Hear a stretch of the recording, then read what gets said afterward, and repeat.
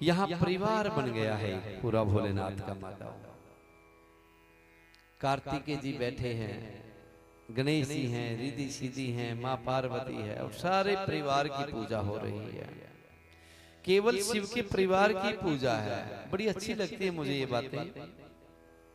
आप भी चाहते हैं परिवार की पूजा हो? कृष्ण जी के परिवार की पूजा नहीं है, राम जी के परिवार की नहीं है, दरबार की पूजा है जहां न्याय है। लेकिन मेरे भोले बाबा की परिवार की पूजा है। क्यों? क्योंकि जो प्रकृति में भिन्न है वो मेरे भोले बाबा के पास अभिन्न हो जाता है आकर के। प्रकृति में शेर और गाय कभी इकट्ठे नहीं रहते हैं, चूहा सर्प कभी इकट्ठे नहीं रहते हैं, मोर और सांप कभी इकट्ठे नहीं रहते हैं, मोर और चूहा कभी इकट्ठे नहीं रहते हैं। लेकिन मेरे भोले बाबा के दरबार में सब इकट्ठे हैं।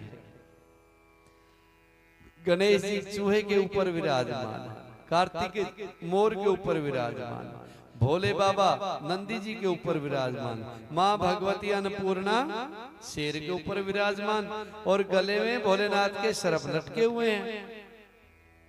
ये संदेश देना चाहते हैं माताओं, अगर आप अपने परिवार को शांति में बनाना चाहते हैं, सुख में बनाना चाहते हैं, आनंद में बनाना चाहते हैं, रिद्धि सिद्धि से भरपूर शुभ लाभ से भरपूर करना चाहते हैं, तो संदेश लो शिव परिवार से।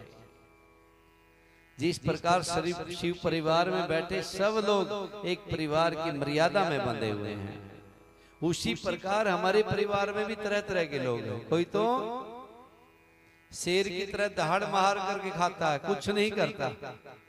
कोई गाय की तरह शरीफ है, सूखे पत्ते खा करके भी दूध देते हैं। कोई सर्प की तरह केवल जहर उगलना जानते हैं और कोई चूहे की तरह इधर की उधर करता रहता है।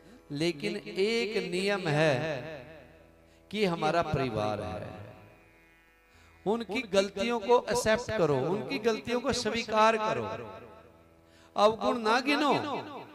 आपके बेटे के, बहू के, माता के, पिता के कोई भी पूर्ण नहीं है। पूर्ण तो केवल मेरे भोलेनाथ हैं बस।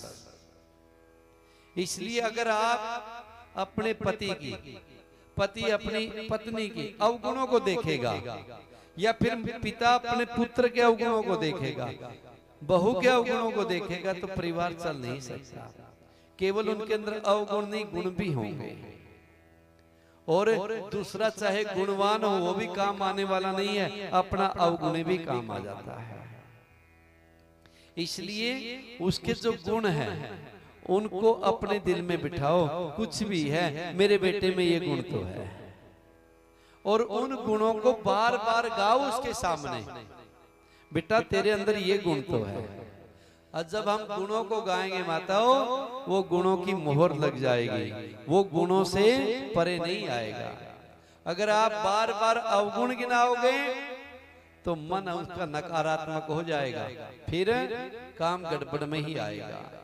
इसलिए सकारात्मक एनर्जी हो, अच्छी अच्छी बातें उनको करो, अपने आप अवगुण मिट जाएंगे। ऐसा हो नहीं सकता है। गुण और अवगुण एक मयान में नहीं रह सकते, जैसे एक मयान में दो तलवार नहीं रह सकते। गुणों को उजागर करो, अवगुण अपने आप खत्म होते चले जाएंगे। अवगुणों को उजागर करोगे तो गुण खत्म हो जाएंगे।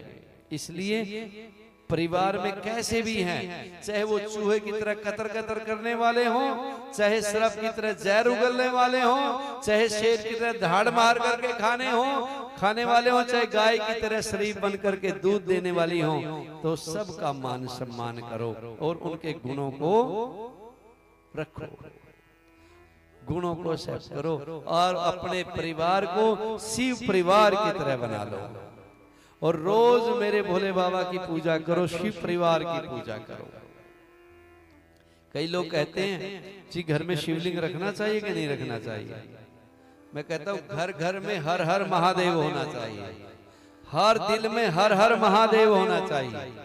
जहाँ शिव है वहाँ भक्ति है, जहाँ शिव है वहाँ अन्नपूर्णा है, जहाँ शिव है वहाँ गणेश जी हैं, जहाँ शिव है वहाँ रिद्धि सिद्धि हैं, जहाँ शिव है वहाँ शुभ लाभ है। तो शिव का ही तो परिवार है सारा, और परिवार में ही हम बंधे हुए हैं। परिवार का सुख है तो सब सुख है। इसलिए रोज भोले बाबा के आगे प्रार्थना करो, अपने घर में शिवलिंग रखो, नर्मदेश्वर मंगवाओ और उसका जल चढ़ाओ डेली। नियम बनाओ अपना, अगर हो सके तो मंदिर में भी जाओ डेली।